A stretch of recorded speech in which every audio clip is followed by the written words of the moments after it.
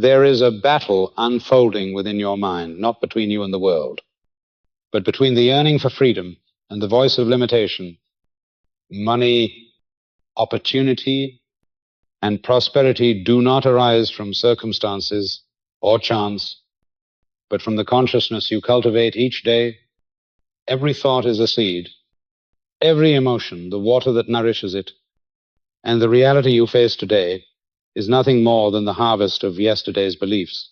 This journey is not about chasing wealth, but about healing the old story, breaking free from the prison of limiting beliefs, aligning with the field of infinite possibility, and living in the state of already having.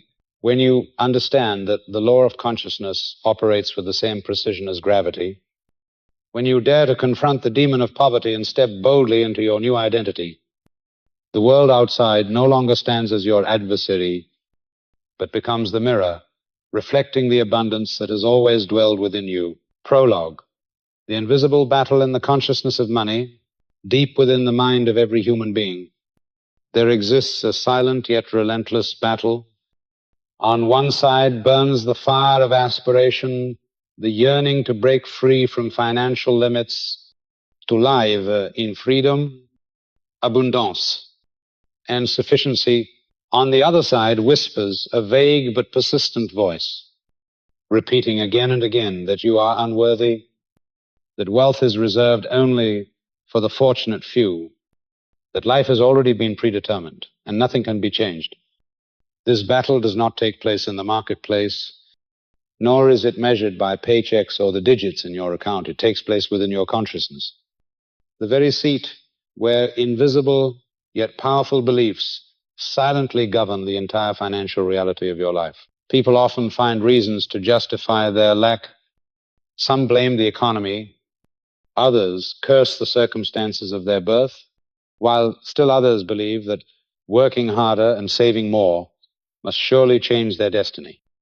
Yet how many have worked tirelessly, exerted themselves without end, only to remain in the same place? How many possess education, degrees, skills, and yet struggle each month under the weight of expenses? The answer lies in a place most refuse to look directly. Consciousness itself has been conditioned from a very early age, programmed with limiting beliefs about money, and these very beliefs have become invisible chains. Observe yourself. Each time the subject of the wealthy is raised, what is your first reaction? Do you admire and seek to learn, or do you envy evenyutke? Each time you pay a bill, is your feeling one of gratitude for having received the service, or is it irritation, anxiety at the money leaving your hands? Each time someone speaks of earning a large sum, do you feel inspired, or do you instinctively doubt, suspecting dishonesty? These natural reactions are not random. They are echoes of beliefs planted in your mind long ago. They repeat themselves so often that you mistake them for truth, when in fact they are nothing more than programs installed within you. The real issue is not that you lack talent, nor that you lack opportunity. It is that you are imprisoned within an invisible jail. That prison is built from phrases like, money does not grow on trees, the rich are greedy, we should only live with just enough, born poor, die poor. When such beliefs are repeated within the environment of family and society, they become the default foundation of the subconscious, and the subconscious, like fertile soil, does not distinguish between good and bad. It simply produces whatever is planted. Sow seeds of lack, and you will reap scarcity. Sow seeds of fear, and you will reap insecurity. Therefore, if your whole life money has slipped through your fingers like water, pause and look within. For it is the direct result of the thought seeds that silently took root in your mind long ago. This invisible battle is not weak. It is the strongest force directing the course of your financial destiny. The danger is that most people do not even realize they are in combat. They only see poverty outside without recognizing that the origin of poverty begins within. You may work hard, you may pursue investment strategies, but if deep inside you still believe that money is hard to earn, that you are undeserving, then all your efforts are like trying to run against the wind. In this battle, the only weapon is awareness. When you recognize that the limiting voice is not truth, but merely the echo of memory, you begin to reclaim the upper hand. When you realize that feelings of envy, fear, and unease in the presence of money are not your essence, but programs implanted into you, you take your first step out of the invisible prison. Poverty is not an enemy outside. It is the consequence of a consciousness conditioned to reject abundance. And once you know that consciousness can be reprogrammed, you also know that financial freedom is no longer a distant illusion. The issue has never been circumstances, but the way your mind interprets them. Some see difficulty and declare it the end, while others face the same difficulty and see the seed of opportunity. The difference does not lie in external conditions, but in the lens within. That is where the real battle takes place, and it is also the only place where you can secure your victory. The subconscious is the faithful servant. The subconscious mind is fertile ground, a servant so loyal it never resists, never refuses, never distinguishes right from wrong. It only records and fulfills the commands. You repeat often enough. In silence, it quietly absorbs every thought you nurture each day and translates them into reality. If you sow seeds of fear about money, you will harvest experiences of lack. If you sow seeds of gratitude and trust in abundance, you will harvest opportunities, favor, and unexpected streams of provision. This is a law that does not play favorites and cannot be bargained with. The soil cannot say it will reject weeds in order to nourish only wheat. It is so faithful that whatever you plant, it will yield exactly that, nothing more, nothing less. Your subconscious operates in the same way. It knows only how to say yes and to manifest outwardly whatever you have planted inwardly. Think back. How many times have you muttered, "I never have enough money"? Asterisk, "I am not good with finances." Asterisk, or "I was born to struggle." Asterisk. Those words may have slipped out carelessly, but each became a seed, and your subconscious, like a tireless farmer, immediately sowed those seeds into the unseen field and tended them until the day you reaped their harvest. Nothing appears in your life that did not first begin as a thought sown into the subconscious. You may resist believing it, but examine your life carefully, and you will find the correlation astonishing. If your mind continually replays images of scarcity, of unpaid debts, of insecure tomorrows, then that is precisely what your life reflects. Conversely, if you persistently nurture thoughts of sufficiency, of opportunity, of gratitude, you will see a new reality begin to form. The issue is never what you have thought once or twice in passing, but what you have repeated long enough for it to take root as a seed. This is how the subconscious works, faithful, yet dangerously. So if you lack awareness, have you ever wondered why you read countless books, study countless methods, try every strategy, yet see little change? It is because you have been working only on the surface of the conscious mind, while the subconscious remains loyal to old beliefs. It is like a field overgrown with weeds. You stand at its edge, hoping for roses, yet never step in to uproot and replant. The subconscious does not care what you say you want. It only obeys what you truly believe and feel. If deep down you still fear, still doubt, still think yourself unworthy, then those are the commands it fulfills. Therefore, if you want to change the harvest, you must change the seed. And to change the seed, you must change the beliefs and emotions you repeat each day. So let me pause and ask you, if you had to choose a seed to plant in your subconscious at this very moment, what would it be? Would you plant fear and anxiety, or would you plant gratitude and trust that life still holds abundant opportunities for you?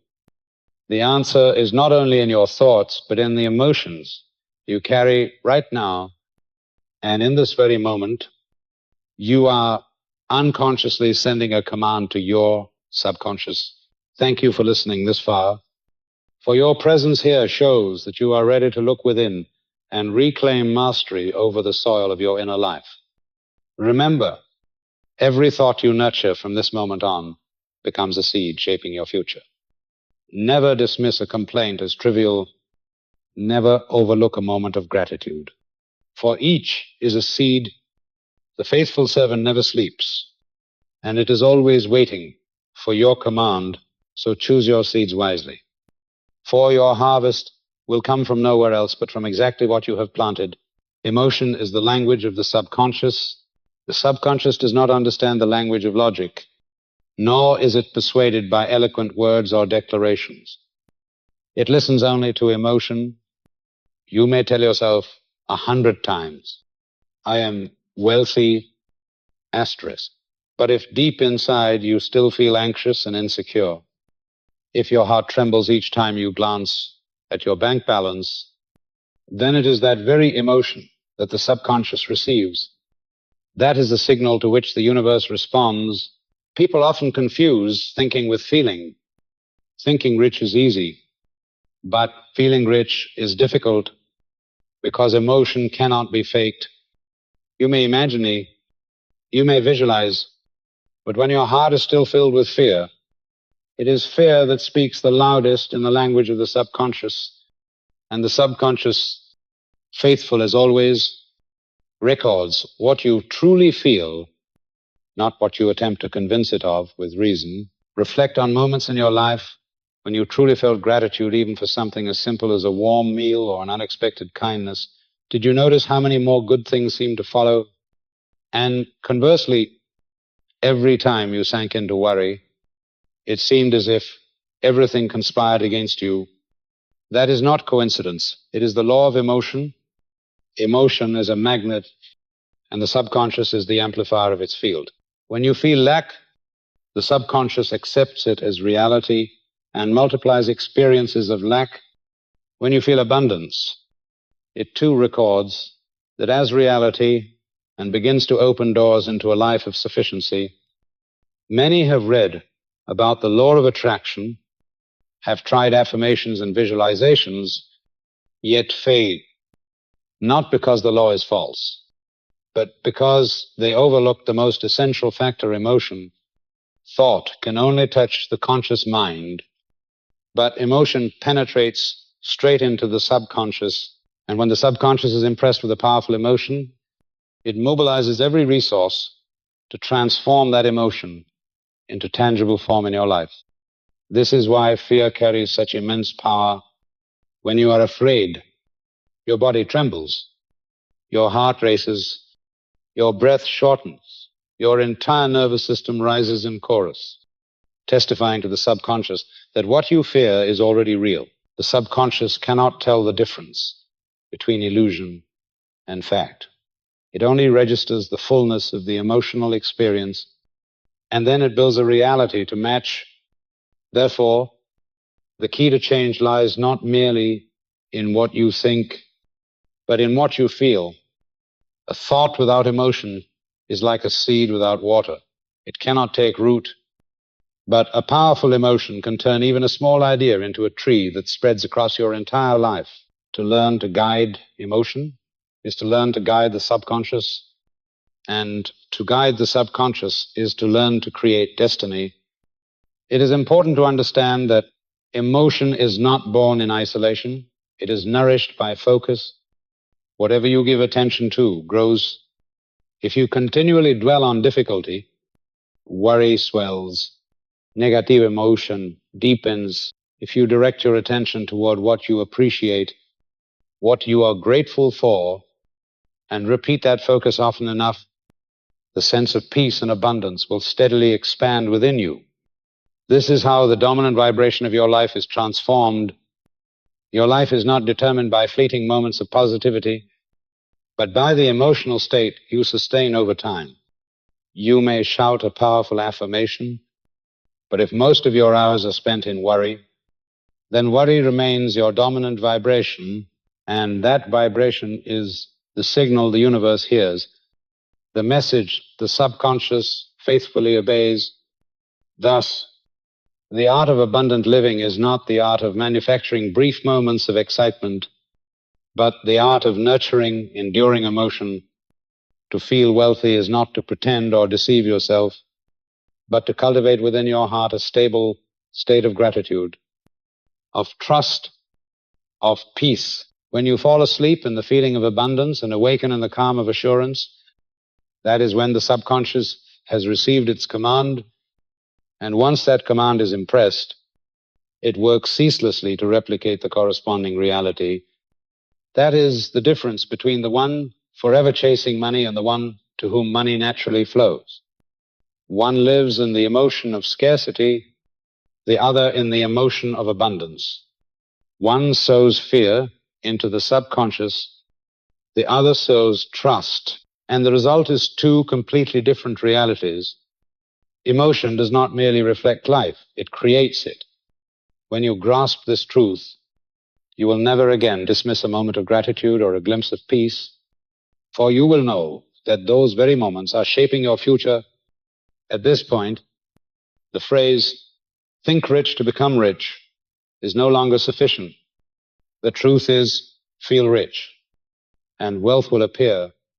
When the inner world changes, the outer world follows. Every lasting transformation begins within. When the mind and emotions are lifted to a higher plane, the external world moves accordingly. Others treat you in the way you treat yourself. Opportunities appear the moment you believe you are worthy, and circumstances seem to open naturally once your inner state has truly shifted. This is not mysticism. It is the natural law of energy. Step into a room with confidence and you emit a signal that draws attention. Enter carrying fear, and you shrink, causing others to unconsciously avoid you.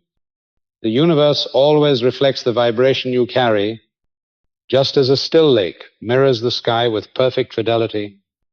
Money is no exception. Its essence is not merely paper or numbers on a screen, it is energy. And that energy responds with precision to the attitude you hold toward it. If every time you spend you frown, complain, or resent, you turn money into an enemy. And an enemy will, of course, keep its distance, but if you welcome it with gratitude, respecting every coin that passes through your hands, you transform money into a faithful companion, and faithful companions do not abandon each other. Ask yourself honestly, what is your attitude toward money? Do you see it as a burden, an obsession, or do you regard it as a living stream that sustains your life each day? When you change the way you see it, you will be astonished to find that money begins to change the way it comes to you.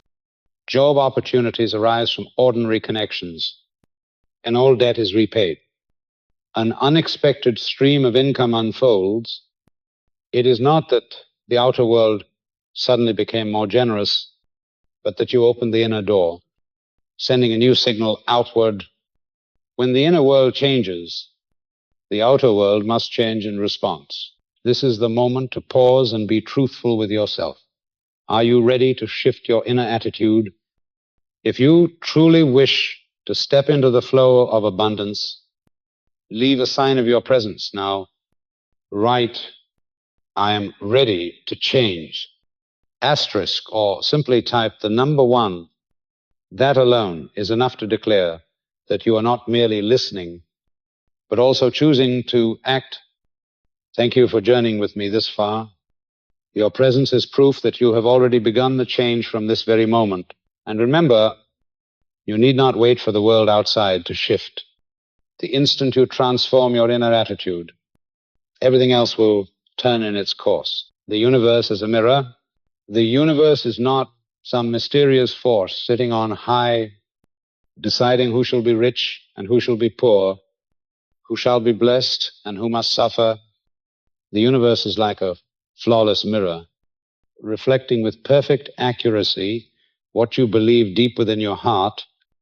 It does not distinguish right from wrong, does not judge good or evil, does not weigh fairness or unfairness. It simply returns to you the truest image of the dominant belief you carry. This is a principle many find difficult to accept because it strips away the right to blame circumstances and places full responsibility back in your hands. If you believe money is hard to earn, the universe reflects that belief by filling your financial path with obstacles. If you believe you are worthy of prosperity, the universe reflects that belief through doors of opportunity that open one after another. The reflection is so precise that many mistake it for fate, when in truth it is only the mirror reflecting back the image you hold before it.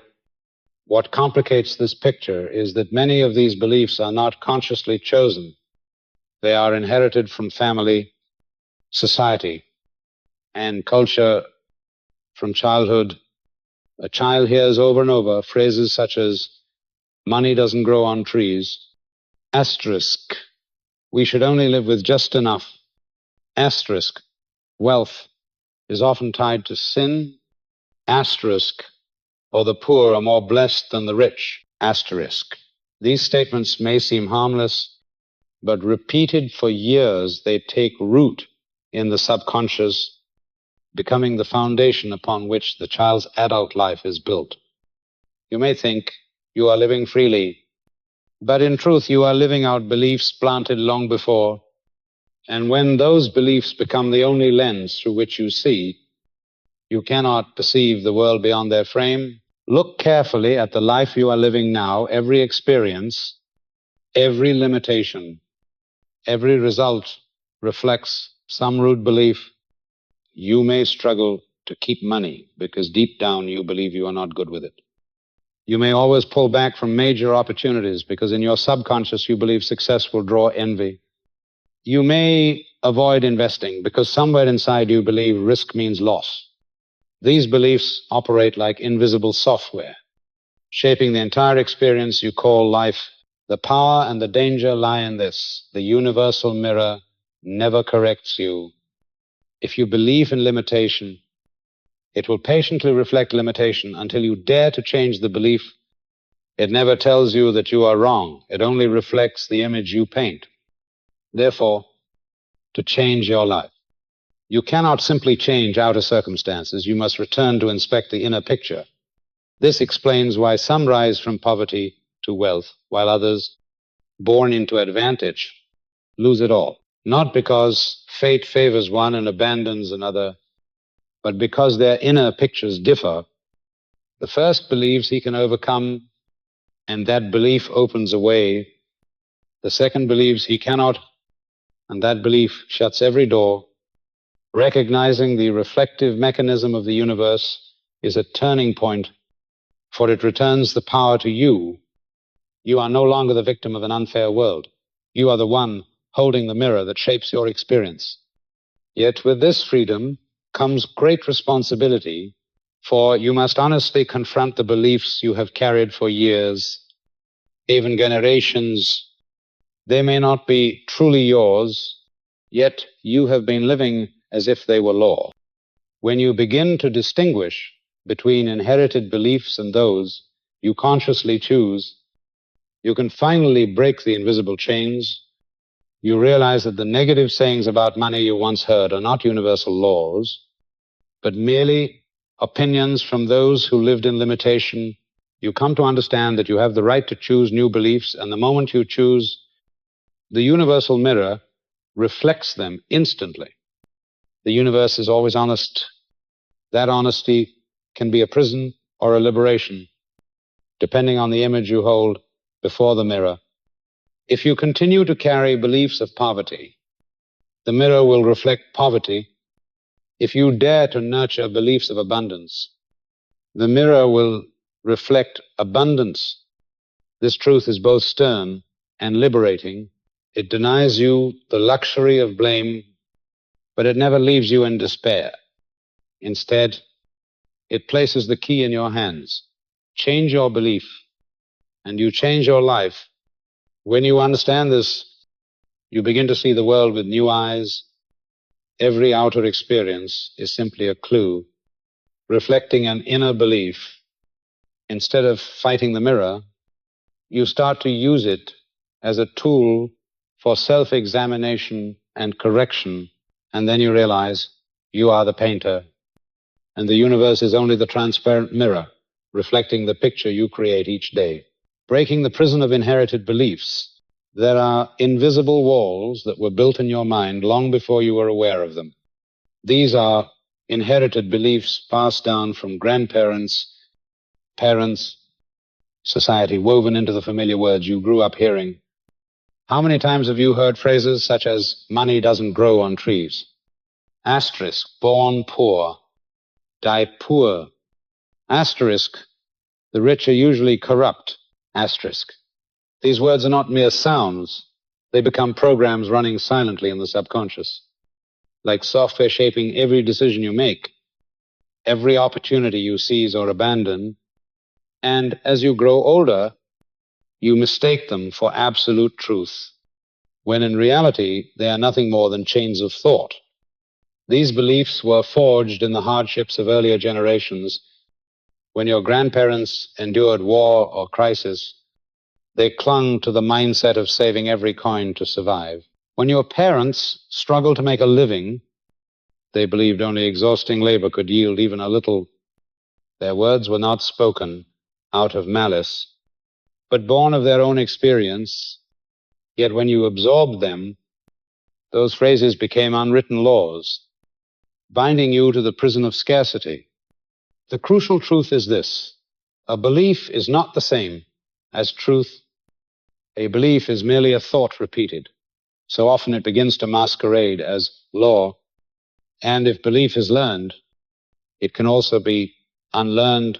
You are not required to carry outdated programs simply because they have lived in your family for generations. You have the right to rewrite the very code of your mind. And when you change, you not only liberate yourself, but also set free the generations that follow, sparing them from being trapped behind the same walls you have broken. Imagine a person who has lived in a dark room since birth, convinced that darkness is all there is. The moment a door opens and light floods in, they realize darkness was never the truth. It was only the absence of light. Limiting beliefs are the same. Poverty is not destiny. It is only the product of thoughts that have never been illuminated. And that light is the new awareness you are now choosing.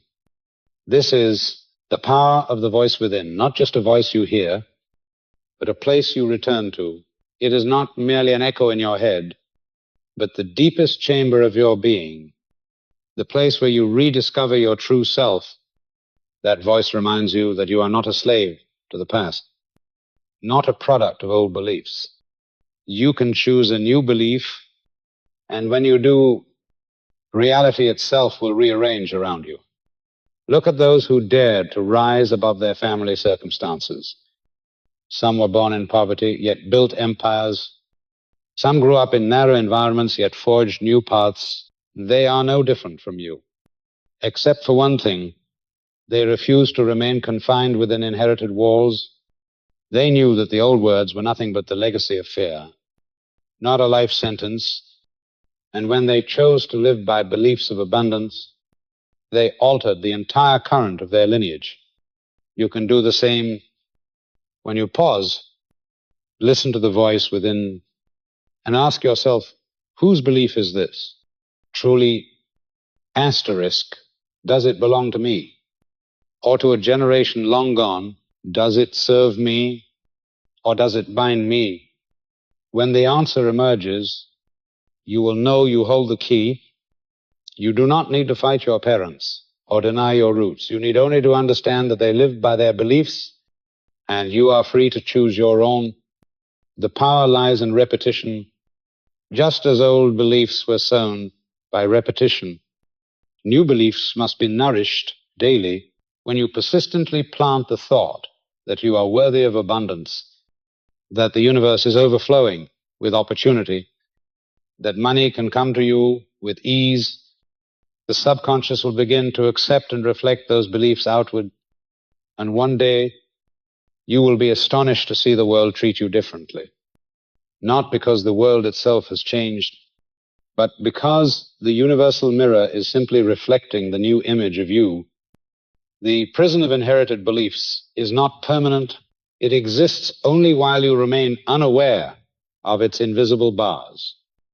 The moment you awaken, the walls begin to crack, and when you step beyond them, you will discover that true freedom was never far away. It was simply hidden beneath the beliefs that once confined you. Then you will understand a truth both simple and profound.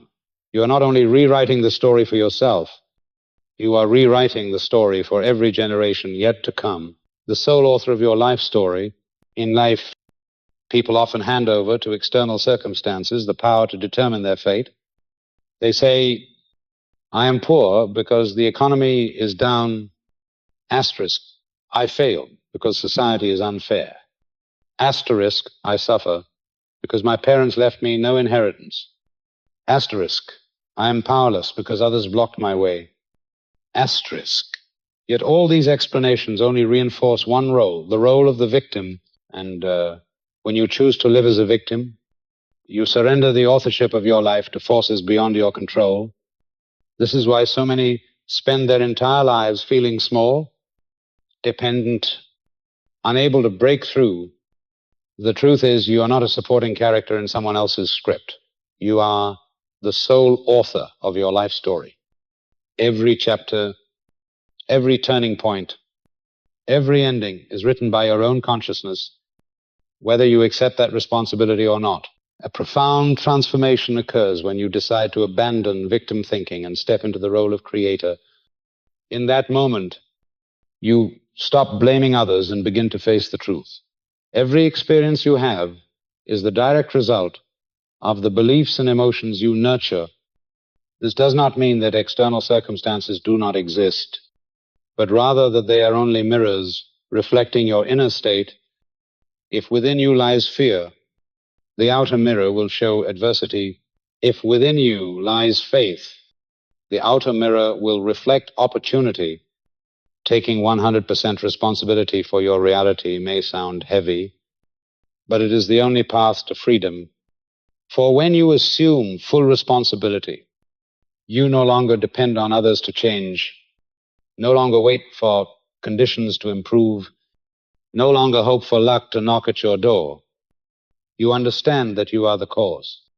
And if you desire a different result, you need only change the cause within your consciousness. That is the turning point from living in reaction to living in creation. Many feel afraid when hearing this, as though they are being blamed for all they have endured. But the truth is the opposite. This is not condemnation. It is liberation. For if you are truly the cause, then you are also the solution. If you once unconsciously created hardship, then you can consciously create freedom. The power has been in your hands all along. You simply have not used it. Imagine life as a book. If you believe you are merely a character, you will accept every line as already written. But if you know you are the author, you can add, erase, revise, create. You need not remain in the chapter of poverty or suffering. You can open a new chapter where you walk with confidence and abundance. The moment you pick up the pen, the story changes. The greatest trap people fall into is the belief that they must wait for the world outside to change first. They say, when the economy stabilizes, I will succeed. Asterisk, when my family understands me, I will be happy. Asterisk, when someone gives me a chance, I will prove myself. Asterisk, but that is only delay. The world will not change to make life easier for you, because the world is simply fulfilling its role, reflecting your inner state. If you keep the same lens, you will keep seeing the same reality. But if you change from within, The mirror must reflect the new image. The moment you realize you are the only one responsible, strength returns. You are no longer powerless before hardship. For, hardship is merely the test of the beliefs you carry. You no longer fear failure, for, failure is only the reflection of an old belief ready to be changed. You no longer envy the success of others, for you understand it as proof that success is real and you too can create it. Full responsibility is not a burden. It is the key. It opens the door for you to become the true master of your life. When you take responsibility, you stop wasting energy on blame or complaint. You devote that energy to planting new beliefs, nurturing new emotions, writing new chapters, and each page of your life transforms according to the thoughts you choose. No one else but you has the right to write the story of your life. Not society, not family, not the past, not fortune, only you. And when you fully embrace that truth, you step out of the role of victim and clothe yourself in the garment of the Creator. From that moment on, you are no longer dragged along by circumstance. You become the current itself. And that is the beginning of all freedom, all prosperity, all wonders your heart longs for. Money does not avoid us. We push it away. Many people go through life believing that money always turns its back on them, that wealth belongs only to the fortunate few, that they have been left outside the banquet of prosperity. But the truth is not that money avoids you, it is that you unconsciously push it away every time you complain about paying a bill, every time you condemn the rich as greedy, every time you feel unworthy of having more. You build an invisible wall that rejects the abundance the universe is eager to offer. Money is a current, impartial and unbiased. It neither chooses favorites nor harbors grudges. It simply flows where it is welcomed. If you treat it as an enemy, it will depart. If you treat it as a friend, it will return to you. Examine yourself in the smallest habits. When you pay, do you mutter in irritation, feeling a sense of loss? That attitude sends out the signal that you do not want money to come and go. And the universe, as faithful as a mirror, reflects that signal by causing money to leave you even more. Conversely, there are those who may not yet be wealthy, but who respect every coin they spend. They are grateful for the comfort, the service, the utility that money has brought. They send the signal that money is welcome, and as a result, the current finds its way to them naturally. A painful truth, yet one that must be faced, is that many people unconsciously turn abundance into something shameful. They believe that wanting more money is greed, that possessing much is selfish, that desiring wealth is wrong. But these thoughts create inner conflict. On one hand, they need money to live comfortably. On the other, they believe wealth equals the loss of virtue, and when conflict exists, the subconscious always sides with the root belief, which means rejecting wealth in order to preserve a sense of moral safety. Thus, they remain outside the circle of abundance, never realizing the barrier is within themselves. It is time to redefine the relationship with wealth. Wealth is not the enemy of character. It is the instrument through which character is expressed.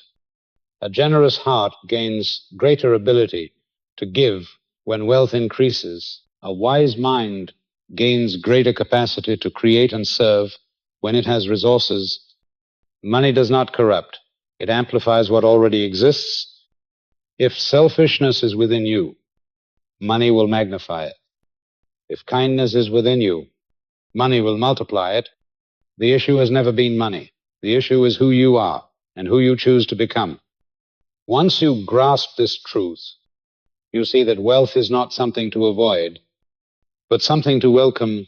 You cease speaking words of denial, cease condemning those who succeed, cease shrinking yourself in the name of safety. Instead, you learn to respect abundance, to view it as a natural part of life. You no longer feel guilty for desiring more, for you understand that desire is simply the longing to grow, the longing to express the potential already alive within you. A new relationship with money is a partnership. You no longer chase it like a hunter, nor repel it like an outcast, but open your heart to let it move in and out as naturally as breath. You inhale and exhale. You receive and you give. Money flows in and out, blessing not only you, but all those connected to you. And when you live in that relationship, money ceases to be an obsession. It becomes a gentle, harmonious energy sustaining life. Abundance has never rejected you. If it has not appeared, it is only because the walls of your mind still stand too high. But those walls are not stone. They are only beliefs, and beliefs can change when you dismantle, brick by brick, the complaints, the condemnations, the feelings of unworthiness. The current of money returns as it was meant to. Money does not avoid us. We need only stop pushing it away. And in that moment, you will realize the simple truth. Wealth has always been waiting for you, needing only that you open your heart wide enough to receive it. The mind is both the key and the treasure. People often spend their whole lives searching outside themselves for the key to wealth. They chase new strategies, new opportunities, promises from markets, careers, relationships. Yet the further they go, the more they find the door still locked. The reason is not that the key lies out of reach. It is that the key has been in their hands all along. The mind is both the key and the treasure. It not only opens the way to abundance, it is the very storehouse of abundance itself. The issue is not in struggling to acquire from the outside, but in allowing the inner treasure to unfold. Each day you sow countless thought seeds into your mind. They seem small, fleeting, but the subconscious misses not a single one. It patiently stores, nourishes, and eventually manifests them into tangible experiences, sow seeds of lack. And you will reap a life of lack, sow seeds of abundance, and you will harvest fields of opportunity. This is an unchanging law, just as an orange seed can only produce an orange tree, never a stalk of rice. The mind is the soil, thought is the seed. You may choose which seed to plant, and the soil will faithfully yield the exact fruit. The problem is that many people do not tend the garden of their inner life. They allow random seeds to fall into the subconscious from negative news, constant complaint, painful memories, old prejudices. They assume these thoughts are harmless, mere passing shadows, but in reality, they have already been planted and taken root. And when life reflects scarcity, they are bewildered, asking why, yet the answer is plain. It is the harvest of seeds sown unknowingly. The difference between those who create their lives and those who drift lies in conscious sowing. The creators know that every repeated thought is a command. They do not allow their soil to be overrun with weeds.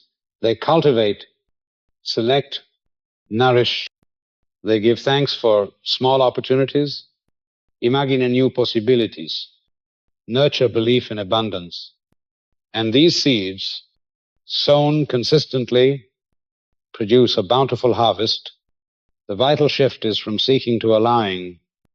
When you seek, you imply the treasure is absent, that you are lacking, that you must struggle to obtain.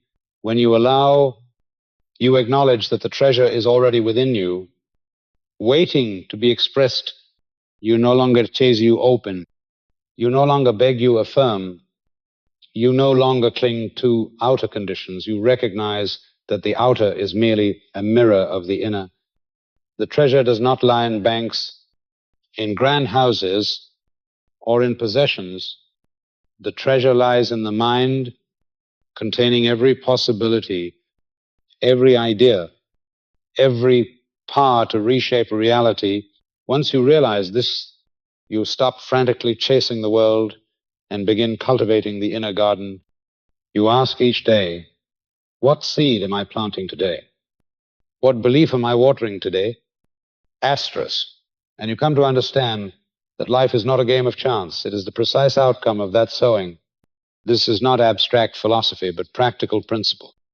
Every successful entrepreneur, every creative artist, every individual who broke through has used this key of the mind. They looked within, discovered new ideas, beliefs, emotions, and turned them into action. And those actions bore results from the inner treasure. The outer reality was born. If you sit waiting for a miracle from outside, you will wait a lifetime. But if you begin sowing rightly in the inner soil, you will watch the world transform day by day. Money, opportunities, relationships, these are fruit, not roots. The root lies in your mind, and the mind is both the key and the treasure. You already possess everything you need, only to learn how to unlock it and allow abundance to flow into your life. The absolute law of consciousness and responsibility. In this universe, there are laws that admit no negotiation. Gravity does not ask whether you believe in it. It simply operates. Step off a roof and you will fall. Whether you believe it or not, the law of consciousness functions in the same way. It works absolutely, precisely, without favoritism, without regard for moods or good days. It reflects only the exact frequency of thought and emotion you sustain. That is why every person lives inside the tapestry they themselves have woven, stitched from the beliefs and feelings they repeat daily. You may deny it, you may dismiss it as philosophy, yet the law continues to operate. The only difference is whether you engage with it unconsciously or deliberately. When you dwell on negative thoughts, feel anxiety, and nurture doubt, you have already activated the law to create corresponding circumstances. And when you sow positive beliefs, cultivate gratitud, and hold faith, you have likewise activated the same law to bring abundance. There are no exceptions. What makes this difficult for many to accept is the level of responsibility it demands. For if the law works with perfect accuracy, it means you can no longer blame circumstances, lean on fate, or escape the truth that you are the one creating your life. Many feel burdened when they hear this, but shift your perspective. It is not condemnation. It is the greatest opportunity. For if you could unconsciously create limitation, then consciously you can create miracles. The law of consciousness does not discriminate. It responds faithfully to whatever you choose to believe and to feel. Accepting this law is accepting your true power, and at the same time, embracing full responsibility. Some may ask, but what about injustice? What about harsh conditions? Asterisk. The answer is not that they do not exist, but that they too fall under the same law of reflection. The external world is but a mirror, reflecting the inner state. If you wish to change the picture, you cannot repaint the mirror. You must change the face you present to it. That is why outward efforts alone often fail.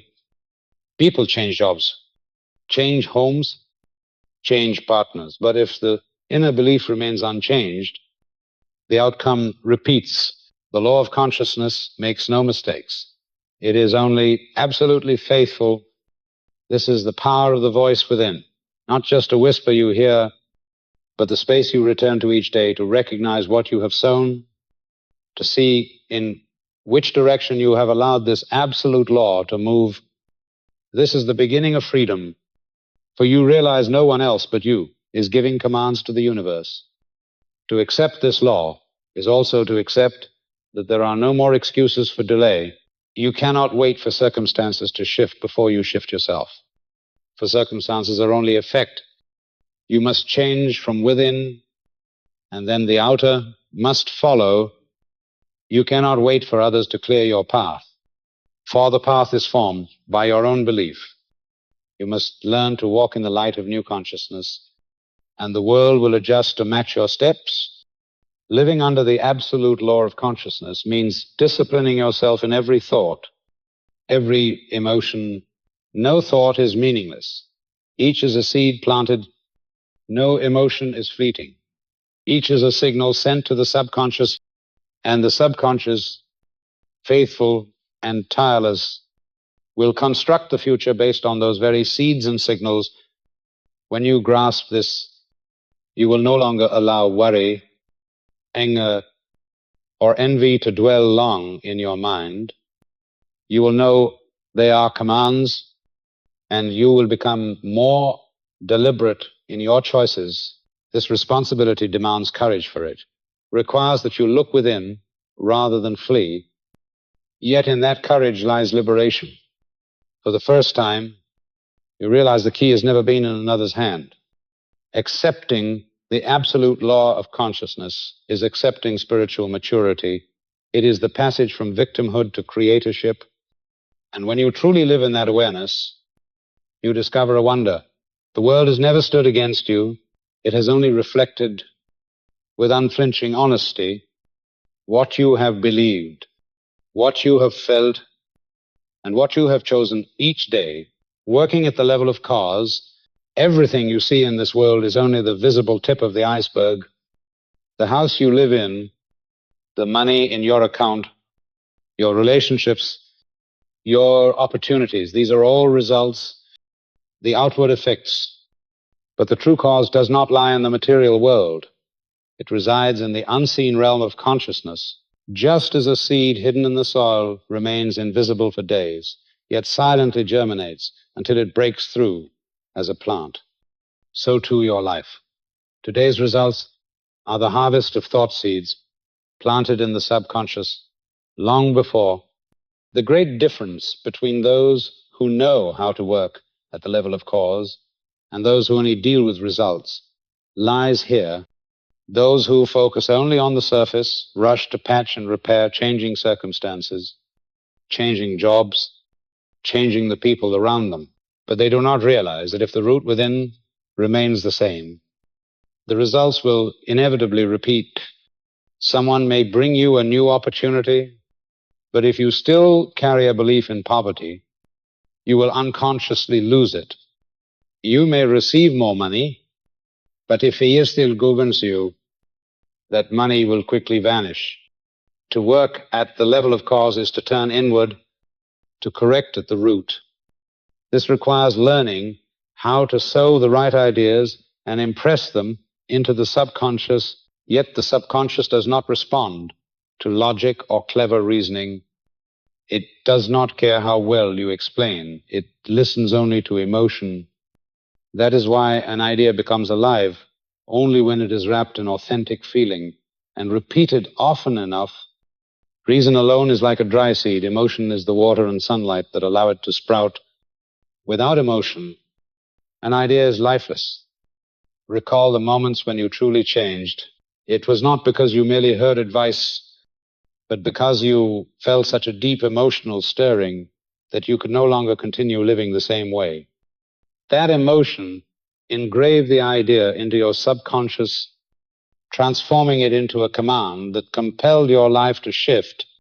Conversely, you may read dozens of books, listen to hundreds of lectures, but without emotion, ideas pass by like the wind, leaving no imprint on the soil of the soul. Therefore, if you desire to create true prosperity, you must learn to unite idea with emotion. Each day, as you envision a prosperous future, do not merely think it with reason. Allow yourself to feel the joy as if it were already real. Let your heart resonate with gratitude. Let your body rest in the sensation of safety. Let a natural smile rise on your lips as you imagine. Then the subconscious accepts it as reality and begins arranging circumstances to match. Consistency is equally essential. A powerful idea that appears only once will not penetrate deeply, but an idea repeated consistently, day after day, carves itself into the subconscious like water dripping until it wears through stone. Authentic emotion combined with continual repetition is the key that opens the subconscious, and once the subconscious receives it, it works with unstoppable force to bring that idea into form. When you understand this principle, you stop restlessly chasing outer results. You recognize that your true work is at the level of cause. Instead of trying to control everything around you, you govern the flow of thought and emotion within. Instead of worrying why money has not yet come, you persistently sow seeds of faith in abundance.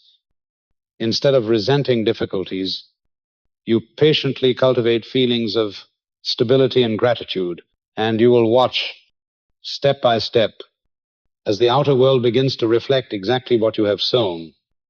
This is not mere philosophy. It is the only practical path to lasting change. For if you remain trapped at the level of results, you will forever circle through problems, one after another. But when you work at the level of cause, you touch the essence, change the root, and the tree must change the cause, and the effect must follow. Every enduring success begins with this understanding. Those who create great wealth do not succeed because they obsess over money alone, but because they nurture a prosperous mind, abundant émotion, and unshakable beliefs. They sow in silence and reap in light, and you too can do the same if you are willing to return to the level of cause where everything truly begins. The two principles of mind and identity. The human mind operates according to two immutable principles.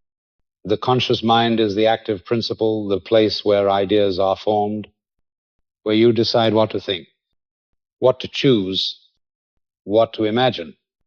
The subconscious is the receptive principle.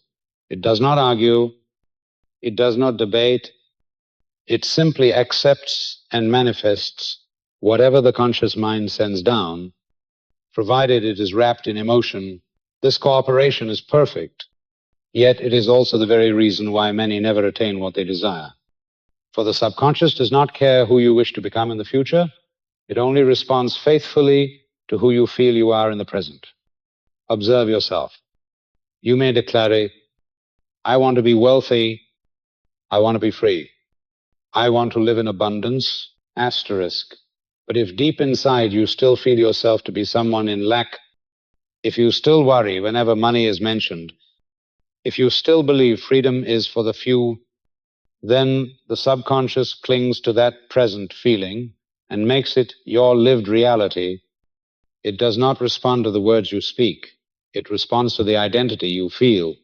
And thus, the sense of who you are now always outweighs the dream of who you want to be. Think of it as sowing a seed. The conscious mind is the sower, the subconscious is the soil. You may stand there and proclaim you want roses, but if you are still planting weeds, the soil will faithfully give you weeds. What you truly feel about yourself is the seed you are planting. If you feel yourself poor, then no matter how much you crave wealth, the subconscious soil will only nurture poverty. This realization may be shocking, but it is also your greatest opportunity.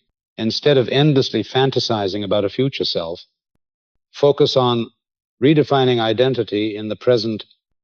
If you want wealth, begin to feel yourself already worthy of wealth. If you want freedom, embody freedom in the way you think, the way you breathe, the way you walk each day. The subconscious will take that signal and build it into the foundation of your future. The real question is this: who do you truly feel yourself to be right now? Not who you wish to become, but who you actually feel you are in this very moment. Do you feel trustworthy, worthy of respect, deserving of abundance, or do you still feel small, lacking dependent. That feeling is the most powerful command you send to the subconscious, and the subconscious will not refuse it. Let me pause to thank you for your presence here. The fact that you are listening and reflecting on this question shows you no longer wish to live unconsciously. You are ready to look directly at your identity and ask with courage, who am I? Truly, asterisk, that is the first step toward transformation. When you understand these two principles, you will no longer be puzzled by why so much effort has produced so little change. You will know the issue is not with your dreams, but with your present identity. You will cease to live in tension, thinking the future has not yet arrived, and begin to rebuild your self-concept. Now, for it is the present feeling of identity that is the true seed being sown, and it alone determines your harvest. The power of the conscious and subconscious is not two separate roads, but one continuous flow. The conscious creates the idea, the subconscious receives and turns it into life. If you learn to master the feeling of identity, you hold in your hands the greatest creative power. You will no longer be bound by old beliefs, no longer wait upon some vague future. You will begin to rewrite the story in this very moment. And from the instant you truly feel yourself to be abundant, the universe will begin arranging everything to reflect that image without fail, reversing the order from seeing to believing and then seeing. From birth, people are taught to believe only after they see proof. Culture, education, and society all reinforce a single rule, that truth must be verified through the eyes, the ears, and measurable evidence. Yet this very rule locks away the creative power of the mind, for when you wait to see before you believe, you trap yourself in the cycle of old results. You can only believe in what has already happened, and in doing so, you repeat the past instead of opening the door to a new future. The truth of the law of consciousness operates in the exact reverse. It demands that you believe first, and then you see. Belief precedes evidence. Evidence follows belief. This is not blind faith. It is understanding how the subconscious functions. The subconscious does not require proof. It requires emotion and conviction. When you believe deeply and live as though your desire is already real, the subconscious records it as reality and begins arranging circumstances to reflect that belief. This explains why successful people often say they saw success long before it arrived. They did not wait for evidence. They lived in faith. They let that faith shape their actions, their words, their posture, and soon the outer world simply caught up with the image they held within. They reversed the rule from seeing is believing to believing is seeing, and that is the secret of their distinction. But to live by this principle requires disciplined thought. You cannot believe lightly in the morning and then cancel it with doubt by nightfall. Faith must be nourished daily by a deliberate mental diet. Just as your body grows strong or weak depending on what you feed it, so does your mind. If each day you consume negative news, complaints, and the doubts of others, you feed skepticism and fear. If each day you choose bright thoughts, gratitude, and visions of abundance, you feed a powerful faith. A sound mental diet begins with vigilance. When a negative thought arises, you do not let it take root. You replace it with a better one. When someone sows doubt in you, you do not accept it as truth. You return it and guard your own conviction. When facing difficulty, instead of declaring, "Itzant," you affirm, "This is a stepping stone to go further." Asterisk. Each small choice is a morsel of nourishment, shaping the strength of your belief.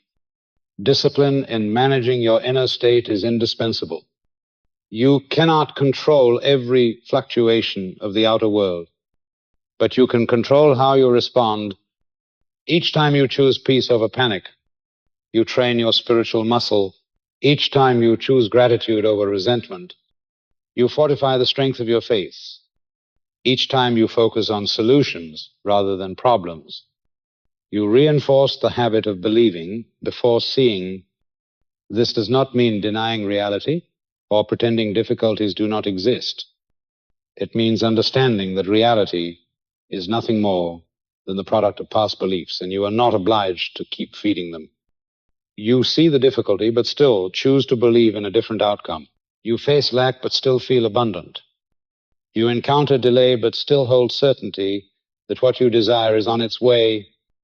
This is how you plant new seeds in old soil, reversing the order from seeing to believing, into believing, and then seeing is the most vital shift on the journey of life creation. It marks the moment you stop depending on evidence and start living by conviction. And from that moment, you are no longer shaped by circumstance. You are shaping circumstance, for you have understood that belief comes first, and evidence is only the inevitable result.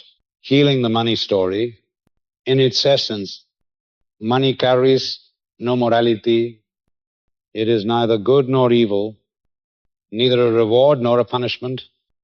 Money is neutral energy, always ready to circulate, to serve, to magnify what already lives within you. If selfishness resides inside you, money makes it plain. If kindness dwells within you, money expands your capacity to give. The issue has never been money. It has always been the story you told yourself about money since childhood. Many still carry invisible wounds tied to money. Perhaps it was the memory of standing before something you longed for, only to hear your parents say, "We don't have enough." Asterisk. Perhaps it was the sound of arguments over unpaid bills. Perhaps it was the phrase repeated endlessly, "Money doesn't grow on trees." Asterisk. Or, "The rich are greedy." Asterisk. These seemingly harmless fragments of memory were seeds planted in the subconscious, taking root as a core belief that money is always tied to lack, tension, and fear.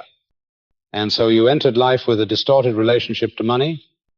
To find true freedom, you must not only learn how to earn money, you must first heal your money story. Healing means returning to meet the inner child who once felt shame for not having enough, who once trembled at the sound of parental fights, who once felt wounded by rejection for being poor. You do not deny the memory, but you look upon it with the eyes of maturity, filled with understanding and compassion. You tell yourself it was only a temporary circumstance, not an eternal truth. You separate memory from identity and see that you are not the destiny of your past. The healing begins with gratitude. Gratitude for the little money that once fed you. Gratitude for hardships that taught you to value. Gratitud, even for lack, which pushed you to seek abundance. When you shift the energy from resentment to gratitude, you are rewriting the story. Money ceases to be an enemy of suffering and becomes a witness of your growth.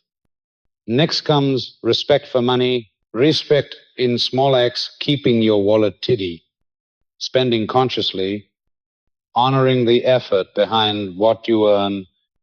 Respect when you pay, silently blessing the money as it continues to bring value to others.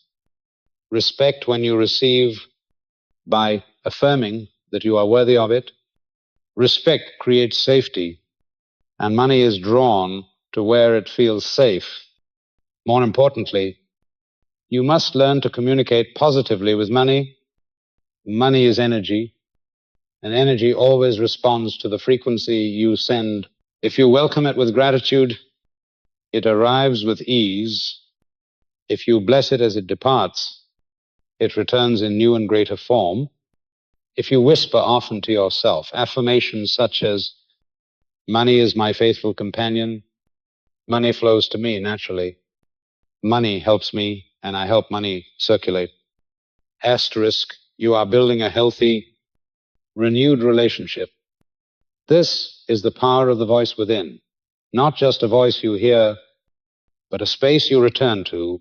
It is that inner voice When you used to speak with love and respect to money, that becomes the chamber of healing.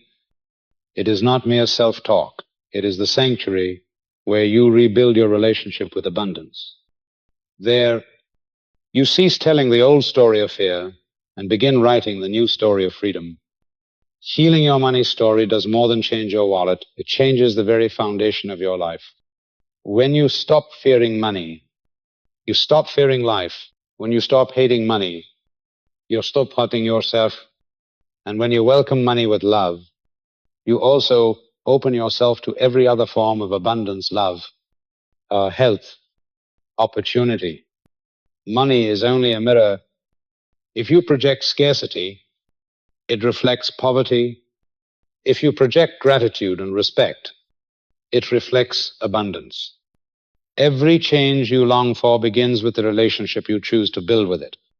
And when the story is healed, you will discover a simple truth. Money has never been against you. It has only been waiting for you to learn how to love it rightly, so that together you may walk the path of abundance. The infinite field of possibility and alignment, beyond what your eyes can see and your ears can hear, lies a vast reality where all possibilities exist side by side. Scientists call it the quantum field. Mystics call it the infinite field. And in everyday language, you might imagine it as a boundless ocean of potential containing every version of you.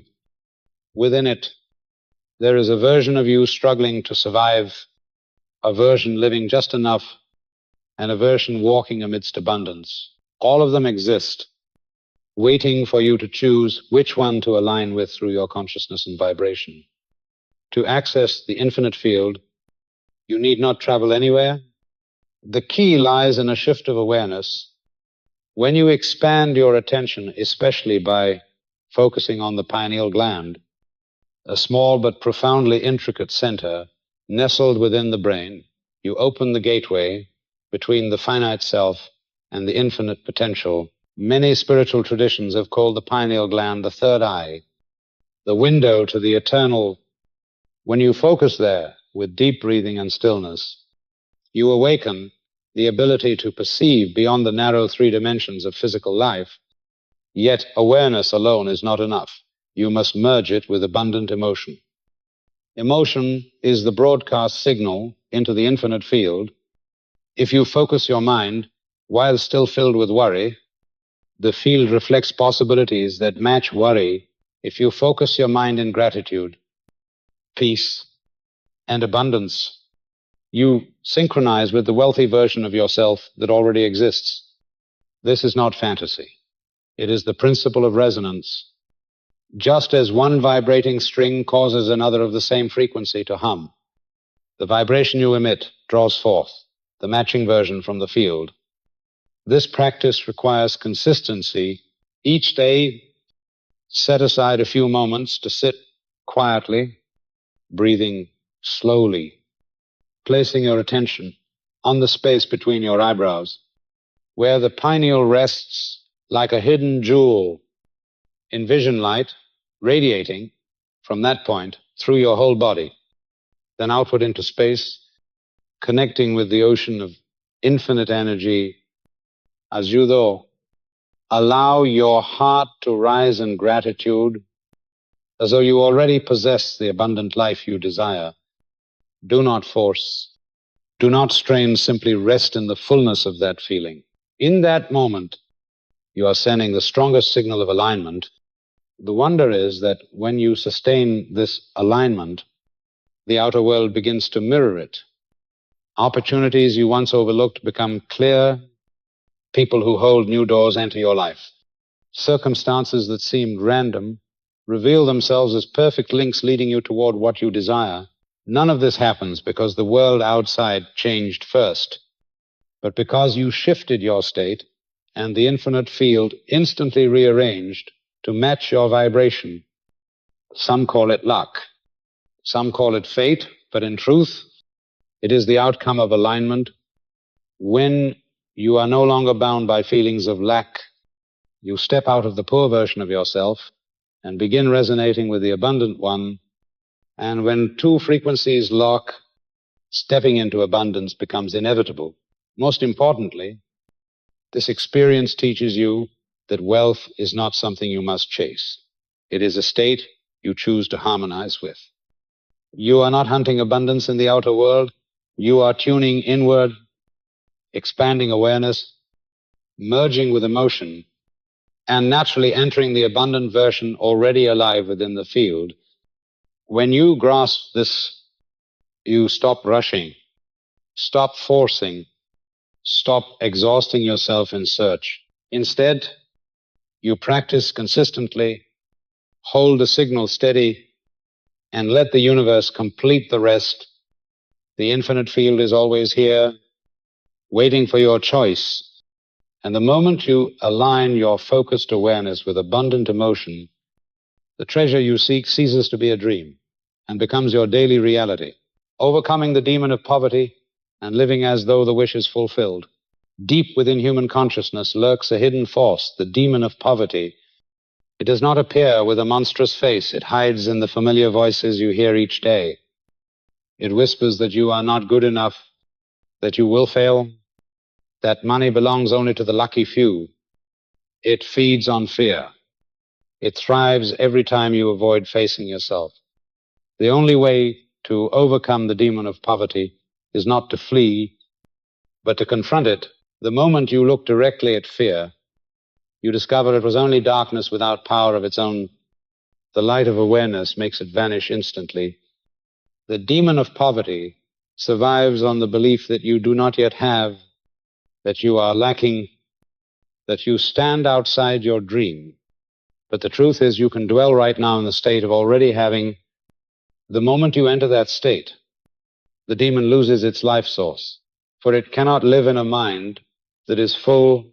The state of already having is not self-deception. It is alignment with the infinite field of possibility.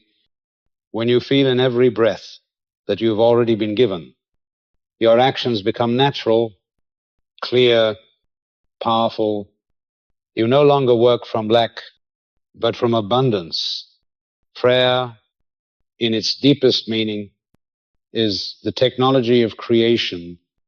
It is not begging to a distant power, but a declaration of gratitude that what you long for already exists in the spiritual reality when you give thanks for abundance, even before it appears in form.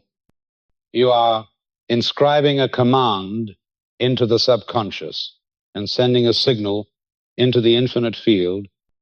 Gratitude is the language of creation. The key that opens the door for your wish to manifest. But none of this becomes real until you bring it into daily decision. Every morning is a crossroads. You may choose to live in old fear, or you may choose to live in new faith. Decision is not a one-time event. It is repeated daily, hourly. Consistent action is the proof of that decision. If you declare faith in abundance but act from scarcity, you deny yourself. But if you act as one who already has, even in the smallest choices, you are planting the seeds of a new harvest. To overcome the demon of poverty is to take responsibility, to end the habit of blame, to face the truth that all begins within. And when you dare to step into the state of already having, when you give thanks as though it were here, when you weave decision into every day and turn it into consistent action, you step out of the shadow of poverty and into the light of wealth. No more waiting, no more delay. You live today as the person you have always dreamed to be. And then the outer world has only one task left: to reflect perfectly the image you have chosen to live within. You have walked an entire journey from uncovering the invisible battle within consciousness to learning how to plant the right seeds, nurture them with emotion, and live as though your wish is already fulfilled. Now, nothing stands in your way but yourself. The demon of poverty exists only so long as you grant it power, but when you rise, when you dwell in the state of already having, when you give thanks and act with consistency, it vanishes like darkness before the light. Remember, wealth is not something you must search for. You are the very source of wealth. You are not waiting for the world to change. You are the change. And from this day forward, choose to live as one who already possesses, so that each day becomes living proof of the power of consciousness and the infinite abundance within you,